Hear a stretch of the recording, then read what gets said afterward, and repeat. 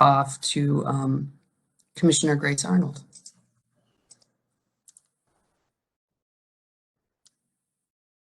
Good morning, everyone.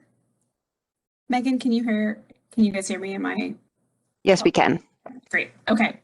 So hi, everyone, and thank you for joining this meeting. I'm the Commissioner of Commerce. My name is Grace Arnold, and I'm really honored to introduce this event, the Financial Capability Roundtable, with a focus on success and innovation in the Black community. Since he took office, Governor Walz and Lieutenant Governor Flanagan have emphasized the importance of agencies finding better ways to provide support for BIPOC communities. This is reflected in the administration's One Minnesota goal to make our state the best place to raise a family, regardless of where you're from in the state. We know that the COVID-19 pandemic had a disproportionate impact on communities of color, and that's made this work even more relevant and imperative. Commerce has a unique role within state government to address inequality. While we don't operate many programs or offer Minnesotans many services, we have oversight over many of the industries and markets where inequities are the most glaring. Commerce's mission is to ensure fair and accessible markets, and so we're committed to addressing systemic inequalities in our financial systems. We believe that the best way to do that is to engage and listen to communities and to find solutions that work best for you. Additionally, we're focused on working with industries that we regulate, financial institutions, insurance, and energy services to create more equitable outcomes for Minnesotans. I personally think these efforts are some of the most important work we do at Commerce, and I'm really excited we have an opportunity today to start making progress on problems that have been present in our state for generations. I'm heartened by who is here with us today. We'll be joined later by the Lieutenant Governor, and we also have state and federal regulators, government agencies, nonprofits, government leaders, and financial institutions. To me, this shows an eagerness to engage in meaningful conversations about how to address challenges faced by the Black community in particular in Minnesota, a commitment to listening to leaders in the community, and a hope that we can all do better together. So before I hand this off to Max, I thank you, every one of you, for being here today. And I just want to let you know how excited I am for this work. I'm going to be here for most of the day. I'm going to take a couple of calls, but I plan to participate as much as possible. So thank you all, and the mic is yours. Being recorded.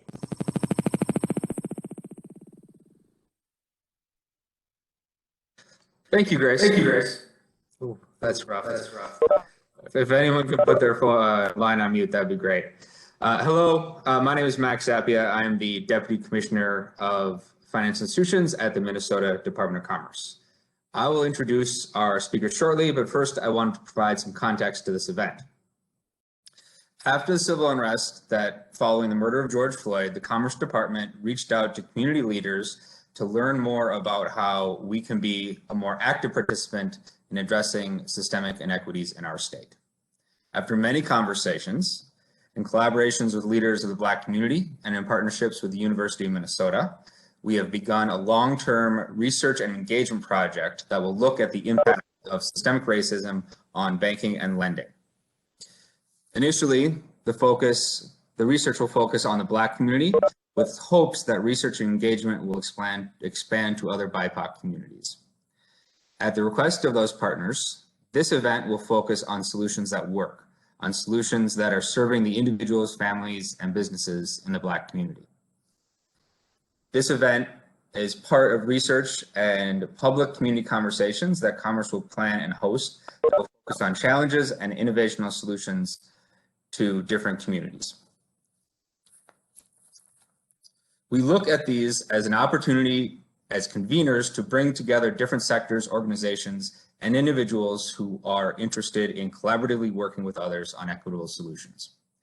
Today's format will start with a panel discussion from 3 leaders in financial capability. We will then break into small group to generate ideas and to network. And as a housekeeping note, we will share a contact list of today's participants with the group. And if for some reason that doesn't work for you, please contact us and we'll accommodate that request. So we can get on to those solutions. Let me first introduce our first speaker, Kenya McKnight Ahad. Kenya is the founder and CEO of the Black Women's Wealth Alliance, a social enterprise that focuses on improving the stability and prosperity of Black women career and entrepreneurial professionals. Under Kenya's leadership, Black Women's Wealth Alliance has served more than 4,000 Black women across Minnesota to date and invested over $740,000 in grants. Kenya has garnered several awards and she is a 2007 LISC Fellow, a 2012 Hubert H. Humphrey Policy Fellow, a 2012 Bush Fellow, a 2017 North Star Cooperative Fellow, and a 2019 Alafia Fellow. In 2019, she was dual honored as a Minnesota and Minneapolis St. Paul Business Journal Top Women in Business and a Finance and Commerce Top Women in Finance, and was recently recognized by the Minnesota Black Chamber of Commerce as one of the top 100 leading Black women in Minnesota. Kenya, I welcome you to join us. And by the way, very impressive bio.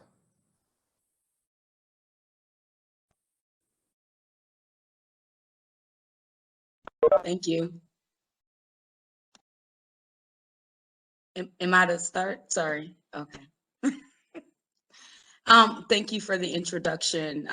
Again, yes, Kenya McKnight-Hod, President and founder of the Black Women's Wealth Alliance. And I guess this is the part where I tell you a little bit about what we do. So our work grew out of the need to, really kind of build this collective space for what we identify as historical Black women. Throughout my work in economic development and more recently transportation for the past 20 years, I recognize there's a serious gap between the way African American communities engage wealth and systems and economic opportunity versus the white community. And that's a very clear thing you can see when you work in transportation, especially. The strategies are very different. The alignment that white businesses typically have to government, which feeds their ability to build wealth, it's very different than what our access looks like. From my work, I decided that it was important to come on the outside of the community political spheres that I'd been in for over 20 years to build infrastructure, to create opportunities in the gap areas to create a pathway for Black folks to access wealth building. In that, we learned a lot about the history, the character of Black people financially, particularly the economic, trauma and violence that Black folks have historically faced in this country over hundreds of years, where there's an intentionality you can see where Black economic progression is met with white violence, and an entire community of people socially and economically locked out of systems, which there's so many other events that we can talk about, from slavery to Jim Crow to Black codes to all these different things, even from the foreclosure epidemic in 2018, et cetera, that all led up to what we're dealing with today, which by far, and according to the Black Women's Wealth Alliance and the work we've done and studied, is Black financial trauma, how Black people are struggling from that, given the history of what it's been, the lockout and the direct violence towards our progression economically as a people. The other part is the idea that, and I'll get into our successes, but this groundwork is important, right, to understand even why we do what we do, is the idea that Black people are just a race of people and not a culture of people. So our culture also has been greatly commoditized, or we're seen as commodities, if you will, and our culture is very monetized. And extracted through this current government and system, the way it works under white supremacy. So our goal is to, recognize that, acknowledge that, and to develop cultural tools, strategies, framework to help our people understand it and to break free of it and take control of their financial, futures forward. In our analysis, we understood or found that Black women are the financial influencers of the Black community, controlling nearly 60% of the Black dollar. And in Minnesota, nearly 80% of us are the primary breadwinners of our household, meaning we bear a large responsibility financially. So for us, the way that we move the dime in the Black community on economic success or progression is through targeting Black women who are both the influencers of their families, given their household percentage, women-led households, as well as our influence on the money despite our marital status. And so out of that, we've done a variety of different things. We created, we're ourselves a business, so a public benefit corporation, the first public benefit, Black woman-owned public benefit corporation in the state of Minnesota. What we've done was create cultural trainings and programs that were very specific and customized to the financial character of Black women. We've created our own wealth school for 2 years that we've run called the Wealth Academy that we've done in partnership with the city of Minneapolis and maybe 30 other corporate, nonprofit, small business, and government leaders. In those 2 years, we've graduated over 100 women in the Wealth Academy and have had over, I would say, 81 workshops total for both years. Those workshops are very customized and center greatly on, helping Black people Black women work through financial trauma. The other thing we've done is we've done a lot of workshops and luncheons and fun, cool things to really, introduce a really cultural specific way to talk about money. And our relationship to it, our history with it, the way we use it, and how it shows up, in our life, but most importantly, how we want it to show up in our future. So in that work, we've, worked with folks like the University of Minnesota to help us develop some elements. We're the creators and owners of our own programs, but they certainly have helped us develop a curriculum and tool for a new program that we launched in 2020 called Queenomics. Prior to that, we've worked with, Thrivent Financial, who we're actually still in partnership with them and expanding now to get Black women connected to financial planning and the long term, to get business owners connected to understanding their businesses as assets, where they're building their, IRA accounts. Insurance is a big thing. So there's a gamut of different things that our partnerships we've developed along the way to create a clear pathway to not only wealth literacy, but tools to help build wealth, generational wealth for these women. I would say, because there's so much to go over, so I'm trying to piece it together in this short 15 minutes. How am I on time? Where do I?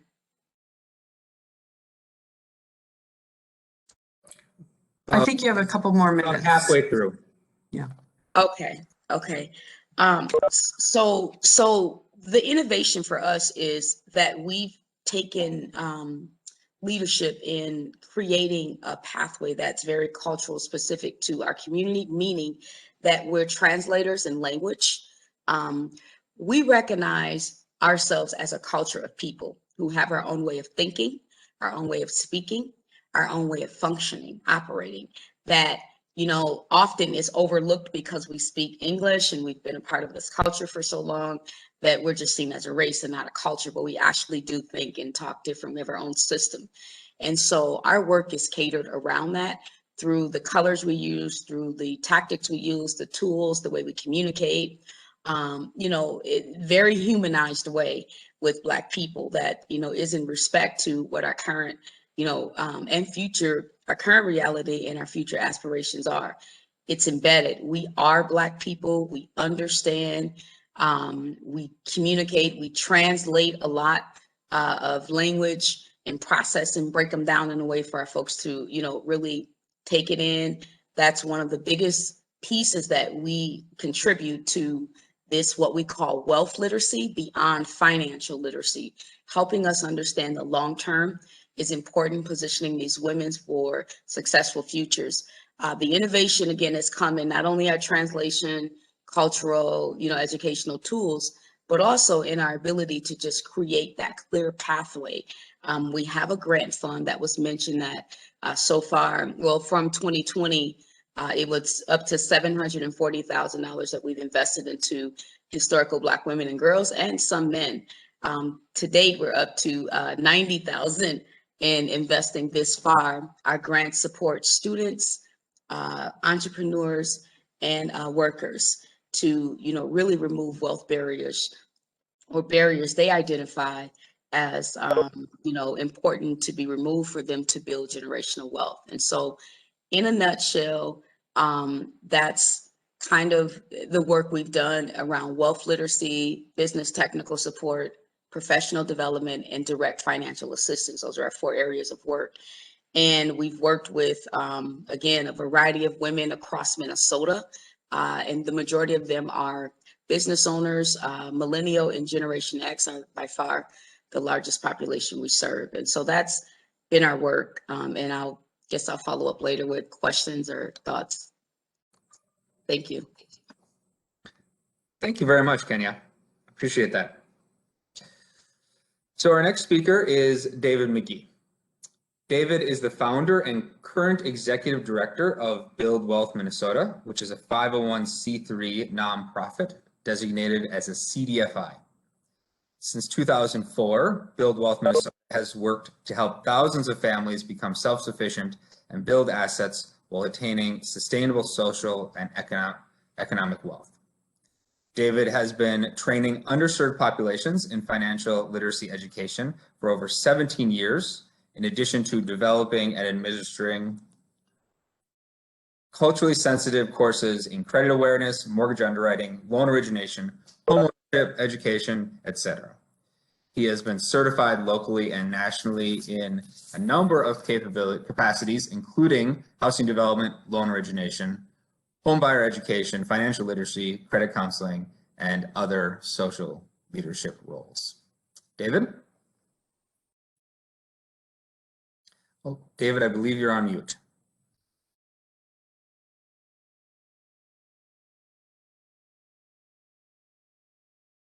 Muted there. Oh, there we are. There we go. All right. Thank you. Thank you for having me today. Thank you for the introduction. Awesome presentation, Kenya. I didn't know you did all that, but that's awesome. Gotta send some people your way. Anyway, today I just want to talk a little bit about Build Wealth Minnesota and our programming.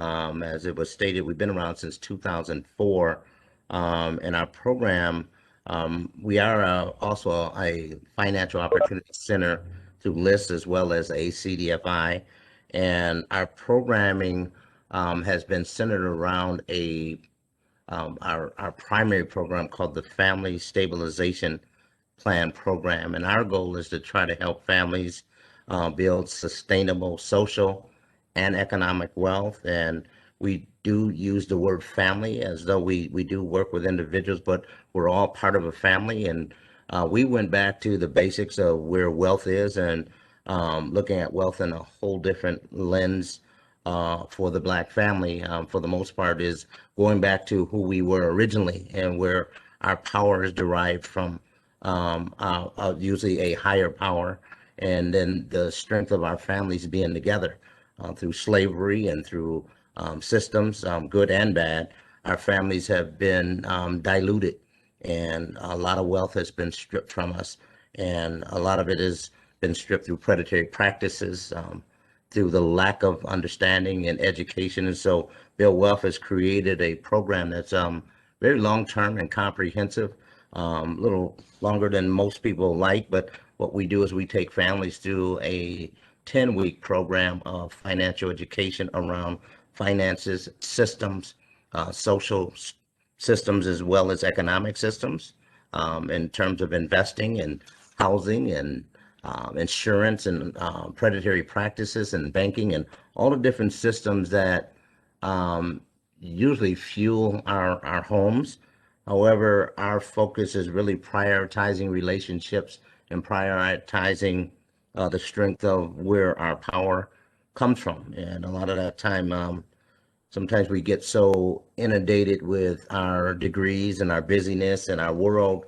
Sometimes we lose focus on where our true power comes from. And we've had a lot of systems that have created broken families, and since slavery, our families have been broken and stretched and moved, and there's so many systems that have been created to take away the power of our family. So family is the dynamic and the focus of our programming, which has been working very well as we take families through this 10-year comprehensive education program. Midway through, we link them through with coaches, and the coaches work with these families and do like 6-month action plans to help these families build sustainable wealth, both in the social area of their lives as well as the economic areas of their lives through this delivery model.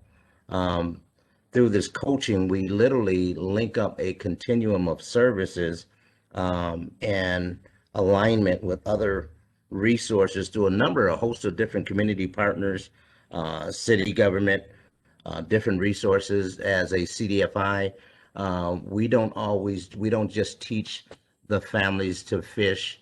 We really try to link them to the ability to get themselves up and out of dependence on different programs. Right now, as we all know, that the disparities here in Minnesota are at an all-time high, and we have some of the worst disparities in the country.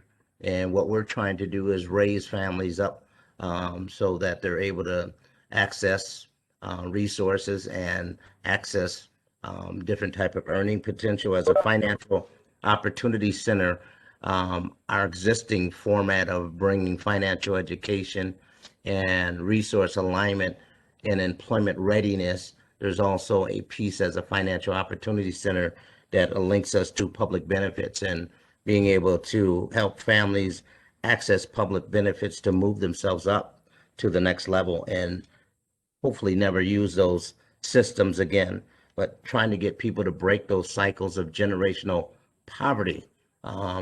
Vast majority of families that come to our program are usually just under 42 years old, family size of 4, and they were earning under $40,000 a year, which that is extreme poverty, and that's been the normal. And so we've been finding ways to actually take families in a holistic approach of teaching them about systems, teaching them how to restore and refocus where family is and the power of family, and then raising them up to get them in a place of increasing their earning potential. It's something that we've been doing.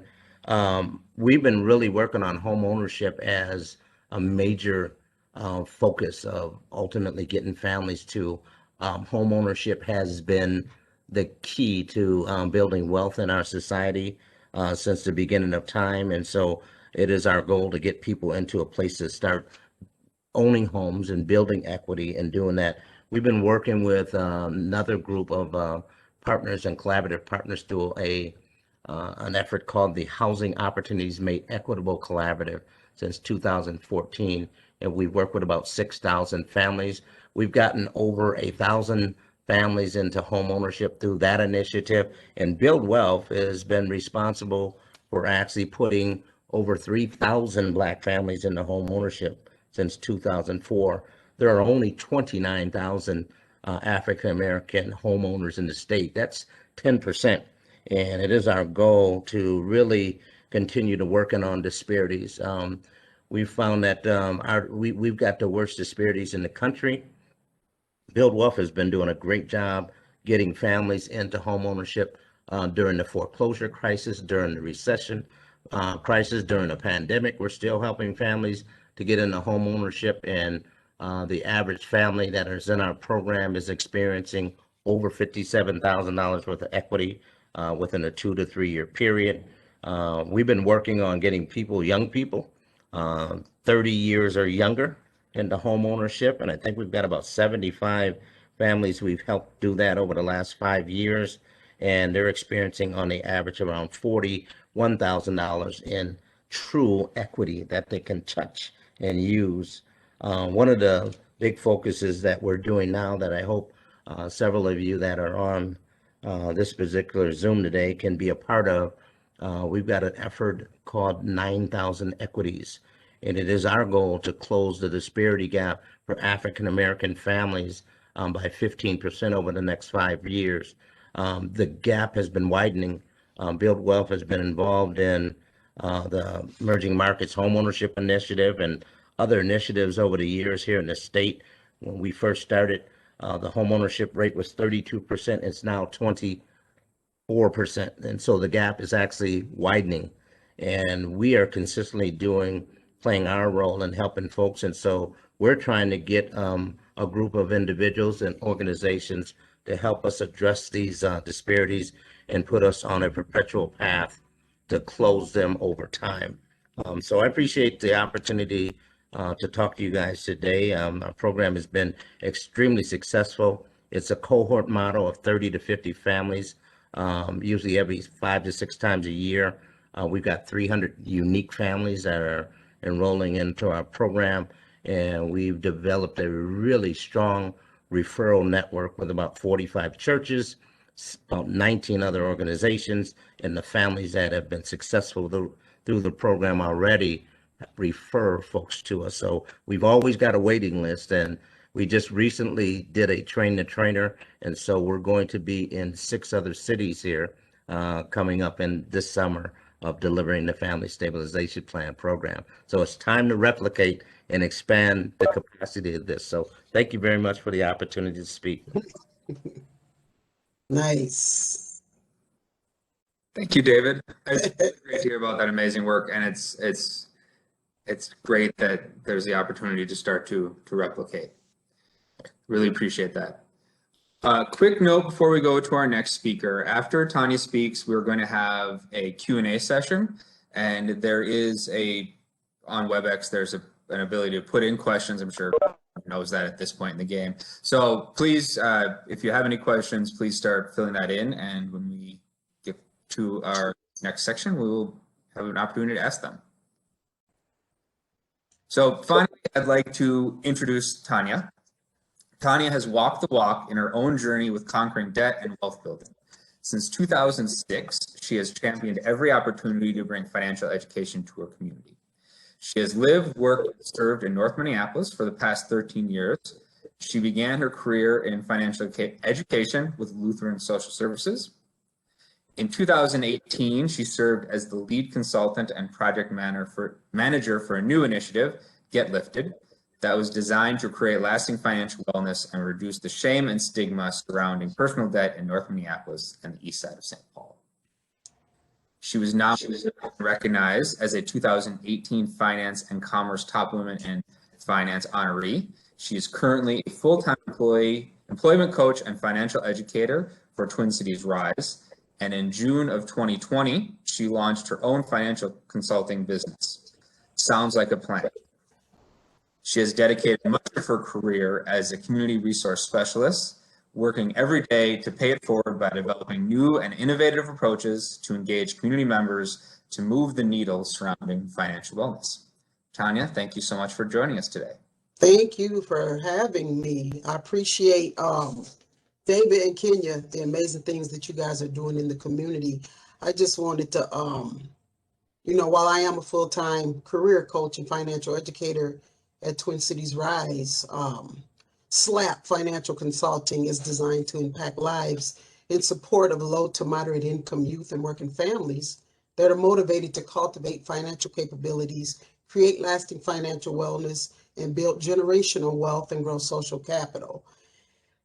Thanks to Kenya at the Black Women's Wealth Alliance, I was encouraged to start my own business. And so in June, that's what I did. And what I've learned from even being a part of the Black Women's Wealth Alliance and associating racism with my finances is that it's a reality, and it's a tenacious epidemic that has endured for generations. African Americans account for 14% of the U.S. population, and we are 44 million people strong and have a significant impact on the economy with over $1 trillion in purchasing annually. However, there's this completely fictional and yet functional reoccurring myth of Black buying power that continues its assault on logic by working to convince poor people that they are poor because of their spending habits, lack of financial literacy, together with poor work habits. And consequently, the myth inspires the blame to be shifted from those who created these iniquities to those who have to suffer them. And the reality is, Black people struggle to find strong financial foundations and build generational wealth, because there's a system, the systems, processes, and procedures that have been in place for generations that have to keep us at a disadvantage. And so I'm coming from a financial education lens and the importance of educating people in terms of building wealth so they can get to the Kenyas and the Black Women Wealth Alliance and the David McGee's and the Build Wealth organizations to create that generational wealth. And what we do at SLAP and what I consider to be innovative is educating community members on the language associated with financial products. Creating a budget and building savings is just a small portion of wealth building. Knowing the language associated with financial products levels the playing field for community members when they walk into a financial institution. And the feedback that I often get from participants in the community that come to my financial education websites or workshops is that the materials that I present are realistic in addressing financial barriers and challenges, and my deliverance in using the language in a way that they can understand the material is what's key.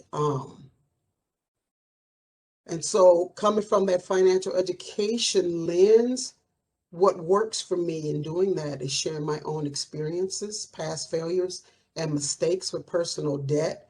And it creates a safe space for the community members to share their experiences and lean into having those realistic conversations about financial barriers, relationships with money, and spending habits. On average, I am reaching 24 community members per workshop, and I'm doing at least 2 to 4 workshops a week. And since June, I've reached over 300 community members with the financial education, and as it relates to the barriers and the knowledge that our community members need to make it through to build build wealth. What comes to mind when it comes to financial institution is accountability. There's a tremendous desire among community members to learn and improve their knowledge, skills, and approaches towards financial well-being. I'm a stickler for acronyms, but I like to see financial institutions be held accountable for minimizing what I consider to be the apply and deny practices. When a community member comes into a financial institution and they apply for a financial product and they get denied, I've had this experience myself, there's no follow-up with that. And so I would like to see, instead of community members getting denied, give them a plan. Prepare them to apply for the loan to acquire access to capital, to create assets and increase net worth. And that's my acronym for giving the community members a plan. I haven't been in this industry in terms of a business owner. I'm very aware of the historical trauma and the ramifications, as Kenya has explained. So I don't have a whole lot to offer in terms of that in that field, but that is what my take is on what financial institutions can do for the people in my community. I often hear community members say they go in and apply for a financial account and they get denied, not even knowing that there is a system called check systems that explains to them why they don't qualify or they don't meet the criteria for this financial product. So I'd like to hold the financial institutions accountable for giving our community members access to capital.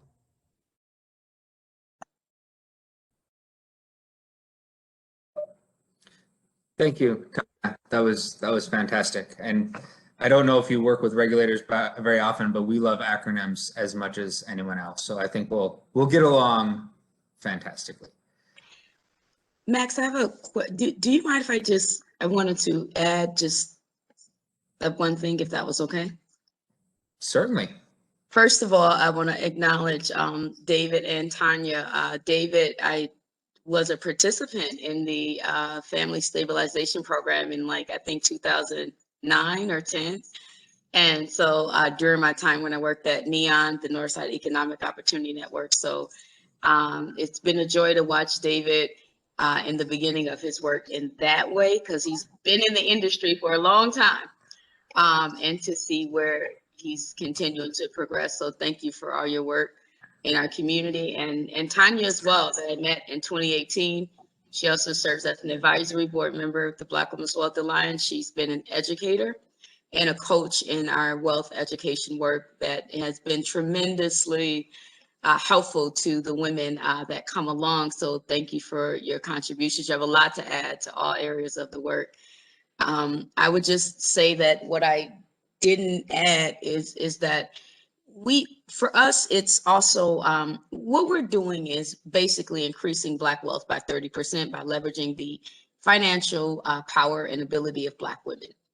That's how we're going to do it. And for us, and we focus a lot on entrepreneurship because Black women are leading new business startups across the United States, and in Minnesota, we're not leading business success, necessarily due to the fact that most of our businesses are sole proprietors, about 97%, and we don't have access to the procurement and direct lending opportunities. So, but we do have some spending power. Our goal is to help us understand our own internal economy. We have enough money to finance our own needs.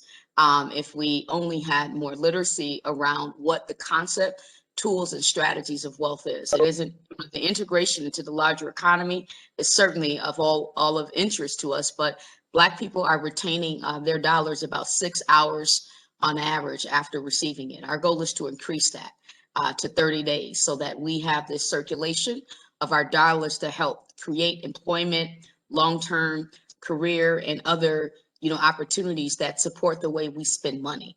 And so in North Minneapolis alone, there's nearly a $400 million annual leakage of the money that we have. And so the goal is to stop that leakage, but it does require us to develop an internal economy to support the way we spend money outside of ourselves. And so the financial institutions, I just think it's to everybody's benefit to figure out how to make what you do accessible to our community. We also take a lot of pride in training other Black folks. We have to decolonize ourselves too around, these tools we develop to help navigate ourselves through these systems. We've got to restructure how we even think to rehumanize Blackness, one, and understand the financial challenges, but realities and future that we need to build. And so just throwing that out there, just to better contextualize the work, and it shows up in a lot of ways, and everything that we're all doing. Plus, there's a lot of more wonderful things happening in our community that's really innovative, from entrepreneurs, from institutions, that is all adding to the future of Black prosperity. Thank you, Kenya. I really appreciate that. Well, it's been helpful to hear from the three of you, and if I could beg a few more minutes, I'd like to go through a few questions. I have a few that are in the chat, and then I have some myself, but if anyone else has any, please put them forward. The first question I have is, can Tonia and Kenya give some examples of how Black-centered financial education is different from non-Black-centered financial education?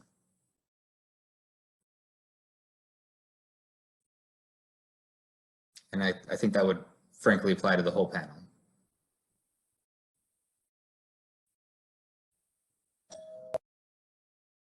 Well, from my standpoint,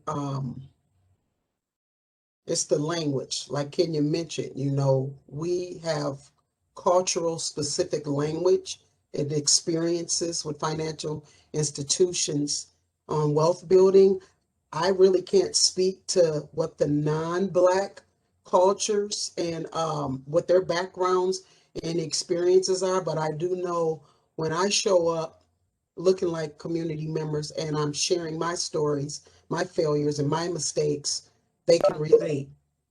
And so for that's what the difference is for me and them. Just like when I present at the University of Minnesota to professors, they're more statisticals, versus the people in my community could care less how many trillions of dollars are in the country is in debt in terms of student loans. They want to know, what can we do to help them get their debt minimized, and help them get educated to build wealth for their family? I would say for us, what's different is that we draw on the history and experience and strength of Black people for over 400 years. So we talk about and infuse the history of Black economics into our work. That's very important. And we talk about, the upturns and also the collective trauma, right, that we've experienced, that I explained, this history of white violence. Like, for instance, the lynchings in the South were greatly tied to Black men being entrepreneurs, right? Ida B. Wells writes about this a lot. And so there's this quiet, history that we lift up that thankfully a lot of it was documented by a professor. I'll get her name for you by the end of it, through a economic book that was written in the last 4 years about, Black folks in this country. One, so that's important. Two, the language is critical, right? Because we speak Ebonics naturally, right? But that isn't normalized in the system. It's ghettoized. It's looked down. It's broken English, but it's the way that we speak because of our cultural tongue and just, the way we pronounce things. So who we are today, in the most part, is who we've assimilated to be. That isn't who we naturally are and how we are. And so our job and our work is to normalize who we are.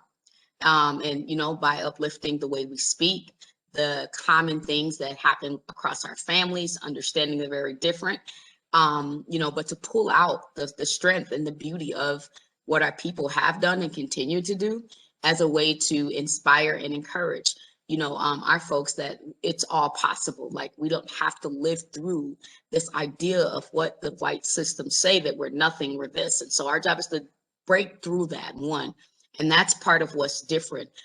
Two, the colors we use. We have our cultural colors that we gravitate towards. Black folks are primarily kinesthetic learners.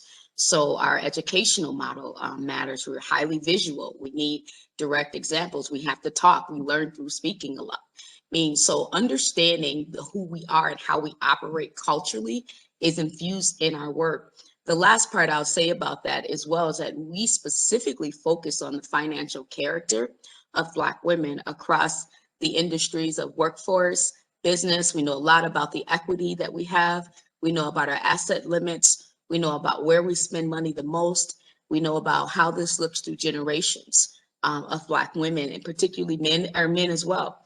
And so that is what that's part of what distinguish general financial, and we don't call it financial education. For us, it's wealth literacy, because we're not talking just about managing and budgeting and building a bank account and your credit. This is beyond that. We're talking about understanding wealth, from insurance to a variety of different tools that our folks just are not really aware of, that exist in the systems of banks and other folks where you can access them at. So so those are just some of the differences. And we're Black teaching it. We created it ourselves, and we've infused other tools into it, but we've also customized it just for our community. So that's one of the biggest differences in at least our work in the Black Women's Wealth Alliance.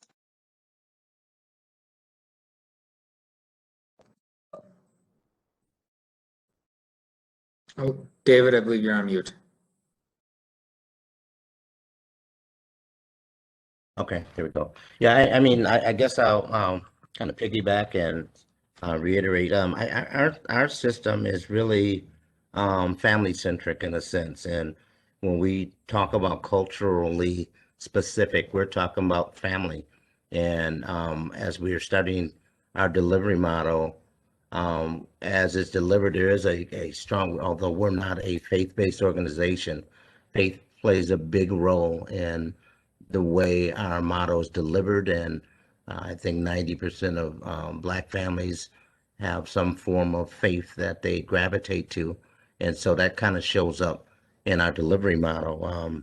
We also, as Kenya was saying, all of the folks that we have delivering our services and our product and our education have been through challenges, been through foreclosure, have been through bankruptcy, and have succeeded and gotten themselves stable. And so the delivery is relevant, and it's always made relevant. We don't speak in Ebonics, but we definitely make sure that it is culturally sensitive and relative to the audience that shows up.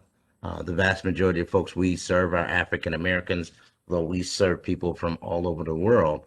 And family is a place of that shows up right away. Each of us have our own specific cultures. If you look at it, even though we're a Black family, my wife comes from Gary, Indiana. She came from a whole different culture, Black culture in Gary, Indiana, than me here in St. Paul, Minnesota. And so we're teaching people how to navigate through that by teaching them systems in a culturally relevant and specific way, and they can see themselves in it. I've been a banker, as Kenya was saying, for over 38 years. I've audited banks. I've done all these things, but there were some parts of systems that still I didn't link to because I didn't see myself in them, because it was a system that I thought was just for white guys. I thought the investment system and looking at stocks and bonds and the Dow Jones industrial averages, I didn't think that was for Black people. As smart as I was, I literally could not connect to that system because it wasn't relevant to me. And so we found a way to bring these systems and create the relevance. As one of the speakers today, I think it was Tonia, said, I mean, we fuel economies. I mean, Black people are some of the biggest consumers on the planet. And so getting people to understand that concept of, how relevant we are to this country and how relevant we are to commerce and capitalism in our country, and being able to get a person to be able to receive that and then bring it back to family is critical. And I think we're bringing cultural relevance to who we are and what a big role we play in our economy and why we should know these things. And some of these systems and how they operate have been sometimes left out. They're not in our school systems. They're not in a lot of the curriculums that we have growing up. They're not in our families because we've been spent so much time in survival mode. We're not turned on to the ability to survive and understand these systems in a cultural way and see why that's so important for me to know how to use that in my family and when not to use it and how to effectively use it. And I think that's the way we have been successful in getting people to see that. So a lot of times it's an epiphany, like, I knew that. You mean they've been taking advantage of me all this time? I had no idea that this is how this system worked. So a lot of times it's just being able to uncover those systems in a way. Thank you, David, and thank you all of you for that conversation. That was really helpful. I think we have time for one more question. Jason Clay says, first of all, thank you for all you do. And then he has a question for you, David. Does your focus on home ownership shift based on the housing market?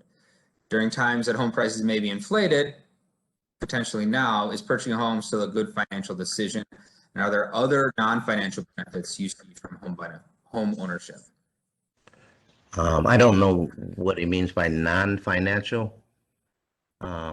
Maybe you can put that in the chat. But right now, we have been working on getting folks into home ownership.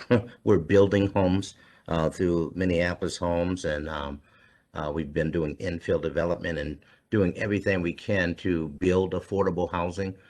We manage 4 down payment and closing cost assistance programs. We're layering all different types of opportunities. We're starting to build more dense triplexes for ownership. We're trying to engage in everything as the value of houses have been going through the roof. I spoke earlier about us trying to do this 9,000 equities to get 9,000 Black families into home ownership over the next 5 years. One of our biggest barriers and hills to climb is inventory. Inventory is critical. That right now the housing market is like a frenzy. There's very little inventory that's out there, and the values of houses are going through the roof. I've been singing this song. Most of you who know me on this Zoom, I've been singing this song for almost 2 decades now. How important it is to get our families into ownership now so we can ride the wave of the wealth wave, so to speak. Right now, we started building houses in the near north of Minneapolis. We started in 2016. House prices for 4 and 5 bedroom homes was $130,000. Those same houses today, just 5 years later, is $260,000.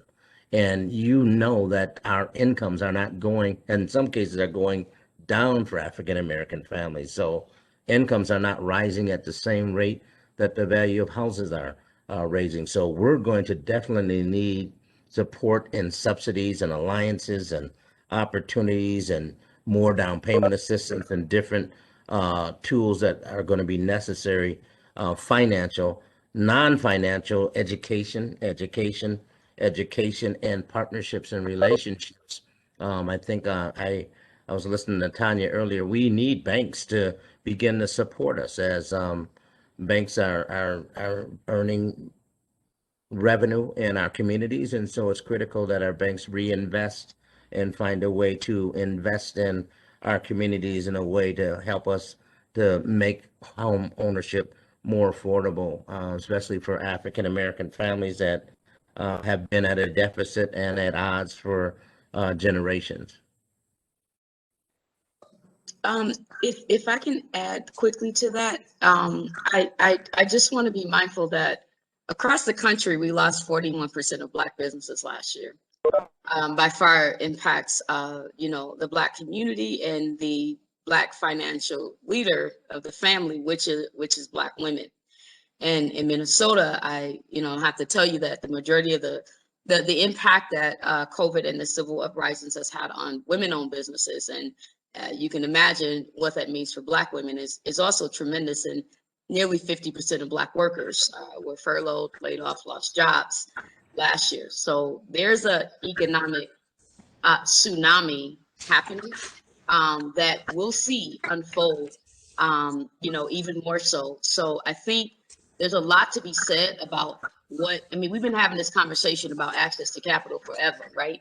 And what that means. And this is more than just about income. This is also about credit. This is about all these systems that, lock people out. And so there's, that our families are still working through, even trying to understand. So this, I just want to make sure that, this income is critical.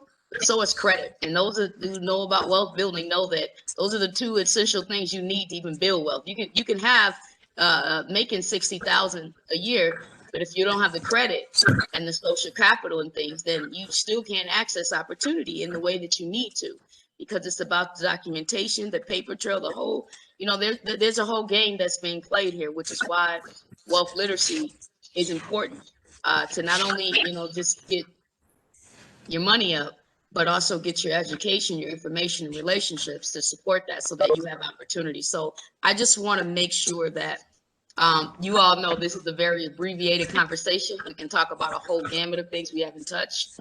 But ultimately, systems do play a role and reparations play a role. I see that question in there. And there's a lot that can be done. There's a lot that is happening, but more needs to happen because all of the resources that are flowing out here right now in the name of George Floyd, and I'm glad everybody's got an epiphany going on. But what I want you to know is Black folks ain't winning. We're not the primary beneficiaries of everything because we don't have enough specificity. People are not specifying enough. We're still saying people of color, BIPOC. We need to be specifically talking about Black, historical, African American, what you call us, because that's how you're going to get to it. You're not going to get to it through this blind rainbow color approach. So I just want to make that clear. Thank you. Wonderful. I thank all of our panelists very much. I'm sorry that we were not able to get to everybody's questions. We will make note of those questions and we can share those with our panelists later. We're going to take a 5-minute break for people to get another cup of coffee or to make sure that their kids got everything they need. We'll be back after at 11:05. We really encourage people to stay for the small group discussions because this is the meat of it, the networking portion of it. And then we will have the some feedback on those. We'll talk about what was found in those small groups, and then the event will conclude with some remarks from Lieutenant Governor Peggy Flanagan. So in 5 minutes at about 11:05, I will send everybody off into breakout sessions if you can come back by 11:05. Thank you.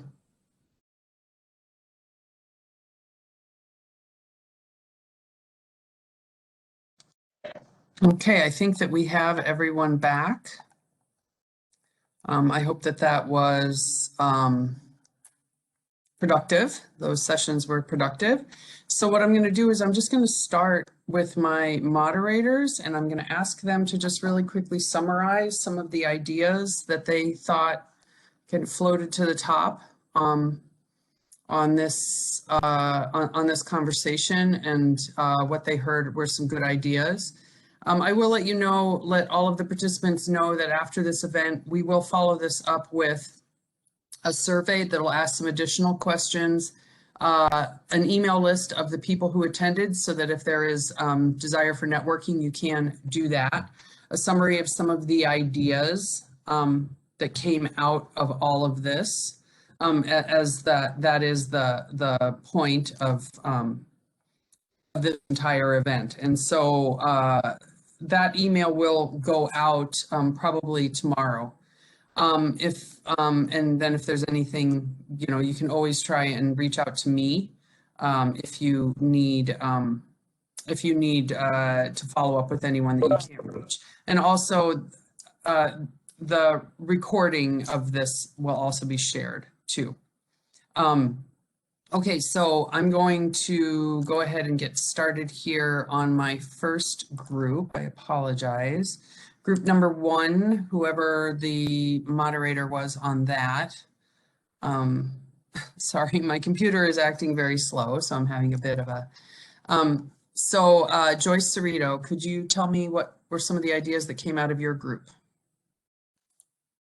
And let me unmute you here. I think I need to do that. There you go. Great, thank you very, very much. I will try and summarize this, and if any of the people who are in my group want to add to it, please type in the chat room. We asked first about the things that were most striking. What struck them? What made you think from the presentations?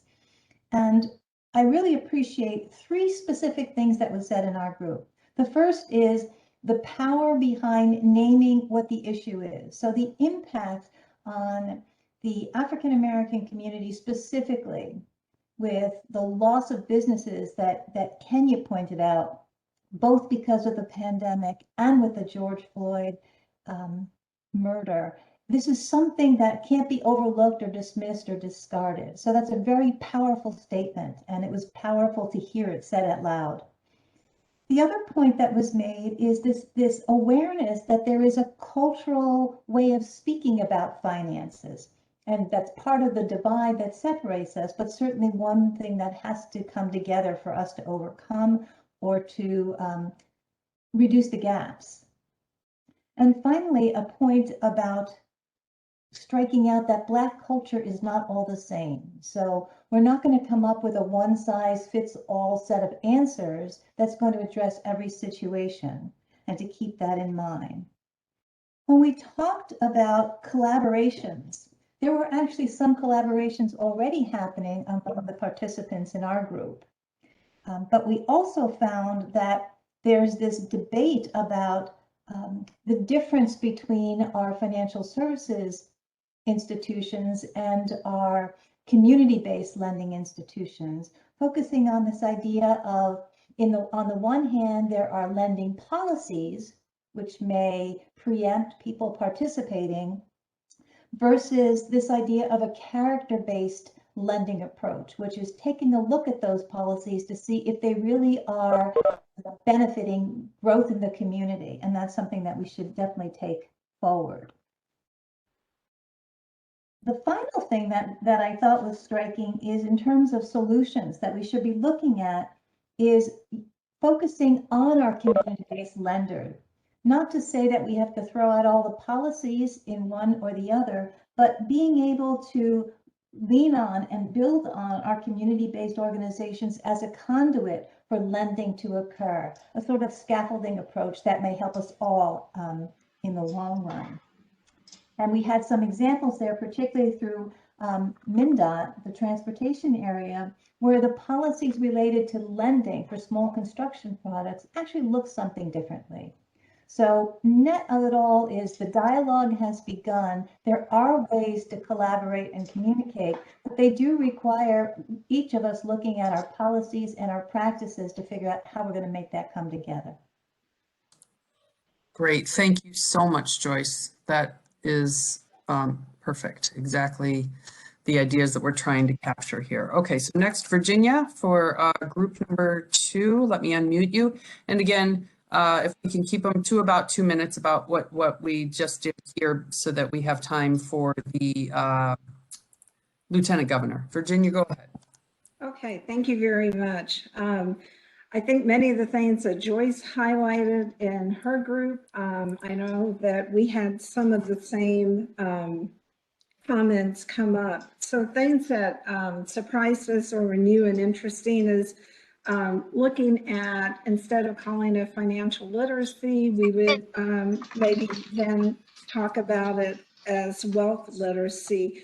One of the pieces with wealth or financial literacy is, when is it taught to us? And there was a big discussion on, should we, that we should be bringing this into the school system, and why hasn't it been brought into the school system, and how some districts are doing a better job in teaching it than other districts. And so being able to have like real life experiences to teach everyone, kids or high school students, about financial wealth literacy. And then another piece that was real interesting too was the discussion of language and the barrier of visual and audio within the Black community. And so and then talking about like the financial terms and the regulation terms, and how they may seem like you're able to understand it, but in reality, you may not understand what it is that this financial professional is talking to you about. And so being able to explain it in language and terminology that the communities that we're trying to reach would be able to understand. And then just looking at how can commerce improve relationships within these communities. Our group also said that all 3 of the speakers, we would, some within the group have had connections with the speakers, but those who had not said, these are people we'd really like to reach out to learn more, and that we all need to have this conversation and not be afraid to have the conversation. Be afraid to say that we don't know what's yeah. So just not to have the conversation. So. For some reason, I'm echoing. Yeah, I'm sorry about that. If you are not speaking, please mute so we don't get feedback. Thank you so much, Virginia. I appreciate that. Okay, next group, Sharon Powell.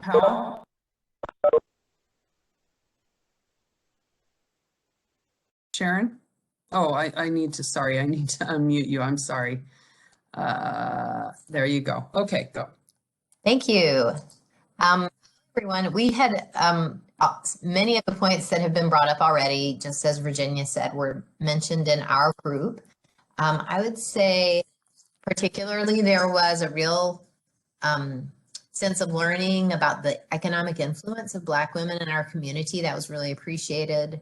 And this focus on the use of language and looking at ways that we can open up the financial system to more people by being more accessible.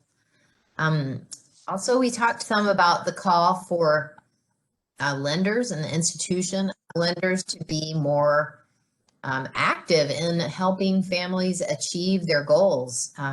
and really using our own influence to basically put out a call to them to say, how are you going to do that? And you need to really kind of walk the walk. And we also talked about, in terms of collaboration,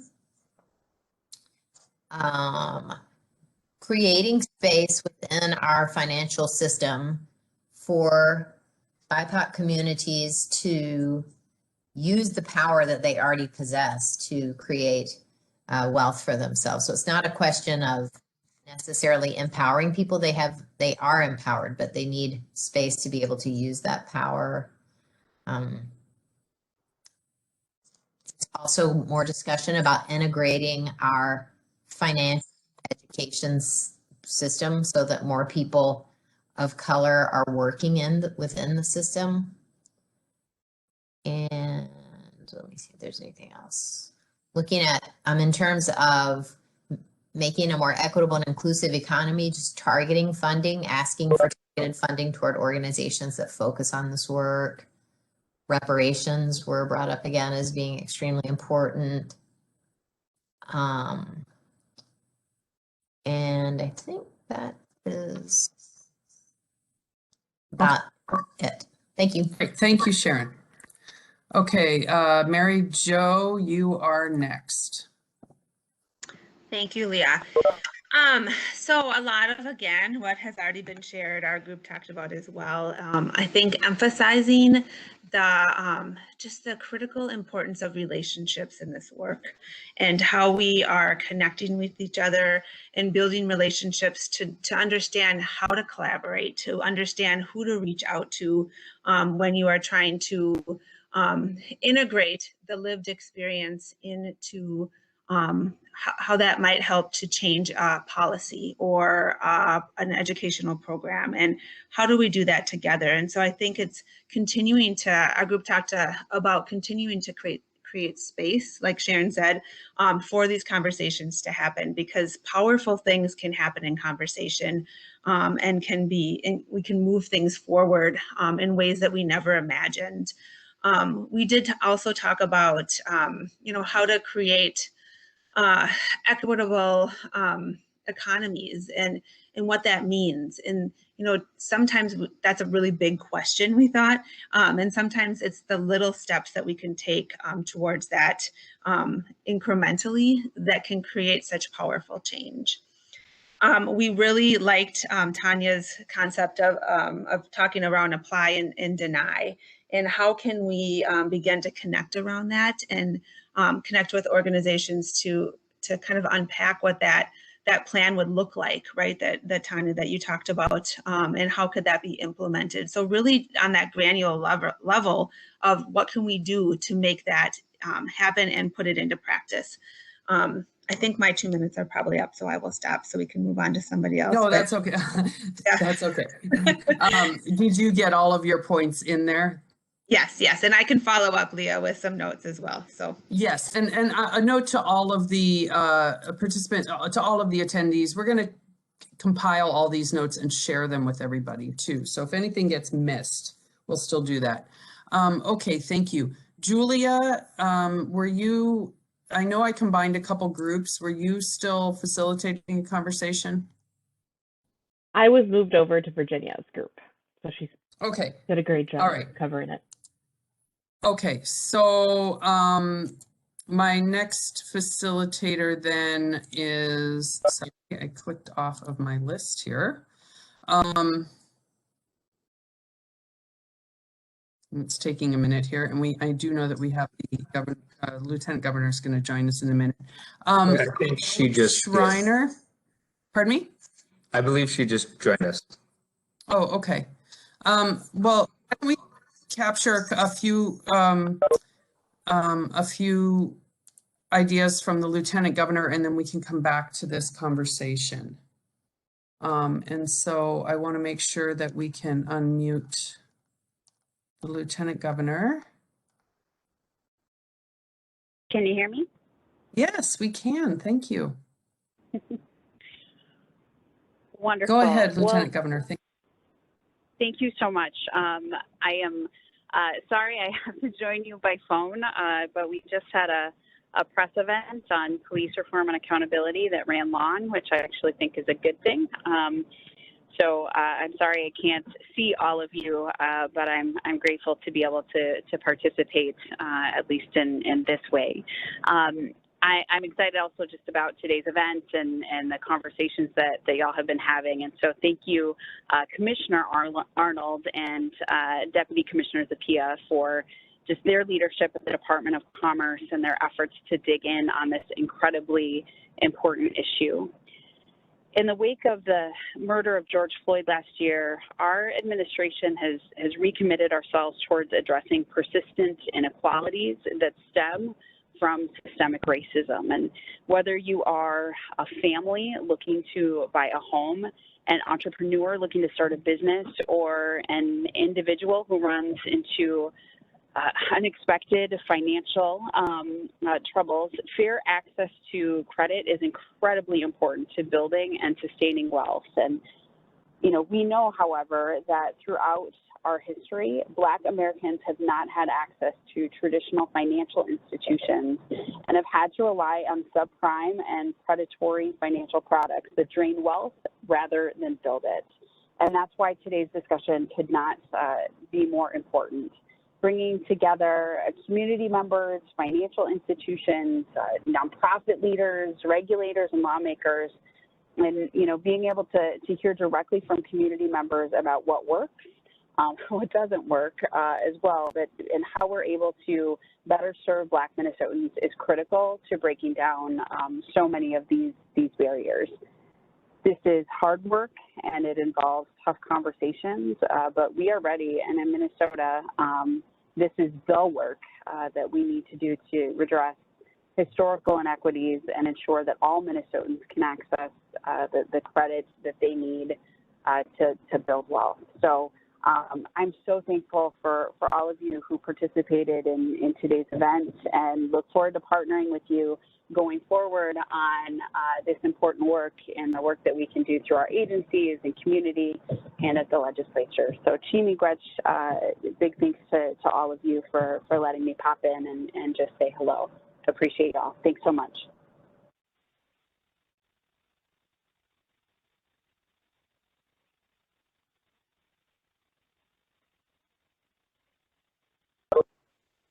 Thank you, Lieutenant Governor. Sorry, we're having some meeting things. Thank you, Lieutenant Governor. I'm glad you were able to pop in just even for a little bit, and for making the time despite your schedule, having a little bit of a schedule, despite your schedule. So, you know, I thank you all. Thank you, and thank you for your leadership. I think we've had some really great discussions today, and I think, you know, in listening to the report outs from the small groups, I'm hearing that people feel like they have some concrete things to take away and to begin conversations, and we've begun to build some good relationships, which I think is also important. So with that, thanks so much, everybody. Great, thank you. Leah, I'll turn it back to you to finish out the report outs. Thank you so much, Commissioner Arnold, and thank you to the Lieutenant Governor for coming in. I really appreciate both of you making time in your very busy schedules. Okay, so we'll finish off this report out really quickly. And we'll go over to Melissa Holman. If you are, there we go, Melissa. Perfect. Hi, everyone. Just to amplify and add a couple things really quick. Just want to amplify the importance of talking, never speaking about a community as if they're a monolith. And so understanding that in the Black community, Kenya and Tonia and David offered 3 different ways of working with the community. So let's make sure that we don't, you know, think about the community in one way, and that we really meet people where they're at. When we talked about, you know, helping our organizations build on and collaborate with, I think it was a real helpful from the group just to hear the focus of wealth in the Black family is women. And so we talked about organizations partnering with places like Women Venture and other organizations that specifically help Black women in specific. We did have Kwame on our team who works for Legal Corps, who actually talked about how 70% of the participants in his organization that talk about starting a business are Black women. So it's a positive to know that there is good work being done to amplify financial capacity for Black women, and that we need more. We had another really good point that just was made about when we partner with Black-run organizations, those organizations need to be compensated for the time and the resources that they provide. So instead of asking organizations, there are partnerships and things like that, but making sure that we are providing reciprocity and not extracting resources from those extremely important organizations, that was a really key point for us. Great, thank you so much, Melissa. Okay, Mo? Yes, I'm actually going to repeat the words from Jessica Jackson in our group because I think she captured it very eloquently when she said, I think we know, we know everything we need to know. We know answers within our community. We've only scratched the surface of innovation, so of the speakers themselves, of the work they are already doing. We need to uplift that work that has been happening for years and not always look for the next greatest thing. We need to go deeper with the knowledge base of what has been presented today. An example she gave was the two different approaches, really having the same focus on women as financial influencers in the community, and the focus on family from David, with the perspective of how we even think about the strengths we already have in our families and who we are as women. And then the second thing that all of them had a consensus around was this need to build capacity. That it is a resource issue. So it is not an ideas and innovation issue, but very much expanding the resources available. Great, thank you so much, Mo. Sarah Payne? Thank you. So I think what I want to focus on in my comments more particularly is sort of the organic growth of our discussion that related towards the last two questions, as do you see barriers to this work, how to overcome them, and what changes do we believe need to be made in order to have a more equitable and inclusive economy in Minnesota? And one of the things that we talked about was showing up and the need to invest in real relationships. And that requires building trust and having real relationships with real people. So having, a walking away with an action list or a to-do list is not the way to solve problems, but moving away from thoughts about transactions and into long-term investments, and how do we work with people and how do we get to know them, and creating real meaningful access and opportunity, and that's what matters. And I think one of the things that was very poignantly said, and I'm not going to say it quite as eloquently, but in order to come up with solutions, we need to look to the people who have been treated unjustly as the ones to say what justice is. What does justice look like? What does a just economic system look like? It can't be the folks who have been part of an unjust system for so long to say what the answer is, but to look to the folks who have been treated unjustly as part of that solution and as the voice of that solution. So I hope I did our group justice in recounting our discussion, and thank you everybody for letting me participate. Thank you so much. Okay, two more. Jeremy Iden. Hello. We had a great group because we had some representatives from banks, the credit unions, and a small business owner. So we had a great discussion about one of the ideas that was brought up by the panelists was the plan, not just a follow up to apply and deny, but also coming away with a plan to that approval. And there was a particular focus on the sort of language that's used by banks and credit unions, and that how maybe there should be additional disclosures that are actually written in a way that people understand and it's actually helpful. It was another barrier that we discussed was credit building, and the idea that when someone's building credit, they start from a negative. They're not even starting from a neutral position. They're starting from a negative, and it takes so long to build that credit in order to get these loans. Also, there was a really good discussion about encouraging community integration with the banks and credit unions into the community, to really connect with folks and to hire from the communities, and to be involved in the community groups. That would make people more comfortable with going into banks, because one of the things we discussed is the barrier of the bank itself and the formality and the anxieties that going into a bank to try to get a loan creates. So I know I probably didn't do our conversation justice as well, but it was a really good conversation. Thank you so much, Jeremy. Okay, and then finally, Mark Hasty, just a couple thoughts from your group. Thanks, Leah.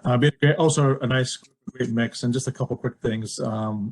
We talked about the personal aspect of finances and the need for empathy.